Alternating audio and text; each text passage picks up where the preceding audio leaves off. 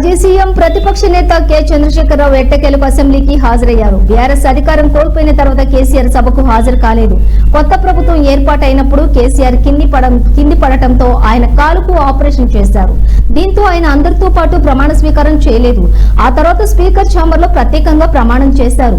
ఆ తర్వాత బడ్జెట్ సమావేశాలు జరిగాయి. అప్పటికీ కేసీఆర్ కోలుకున్నప్పటికీ సభకు రాలేదు. ఈ క్రమంలోనే కేసీఆర్ అసలు సభకు ఎందుకు రావటం లేదు అంటూ అధికార పార్టీ నిలదీసింది. కాంగ్రెస్ కు భయపడే కేసీఆర్ సభకు రావడం లేదని పేర్కొంది. ముఖం చెల్లక సభకు రావడం లేదని ఎద్దేవా చేసింది. ప్రజలు కూడా కేసీఆర్ సభకు ఎందుకు వెళ్లడం లేదని చర్చించుకున్నారు. అయినప్పటికీ కేసీఆర్ బడ్జెట్ సమావేశాలకు హాజరు కాలేదు. కేంద్ర బడ్జెట్ పై అసెంబ్లీ చర్చ సందర్భంగా కేసీఆర్ తెలంగాణకు అన్యాయం జరిగిందని, దీనిపై కేంద్ర పోరాటం చేయాలన్నారు. అయితే ఢిల్లీకి వెళ్లి ధర్నా చేయాలన్నారు. దీనికి స్పందించిన రేవంత్ రెడ్డి తెలంగాణ కోసం ప్రధానమంత్రి నరేంద్ర మోడీ మంత్రులను ఎన్నిసార్లు కలిసినా ఫలితం లేకపోయిందని అన్నారు.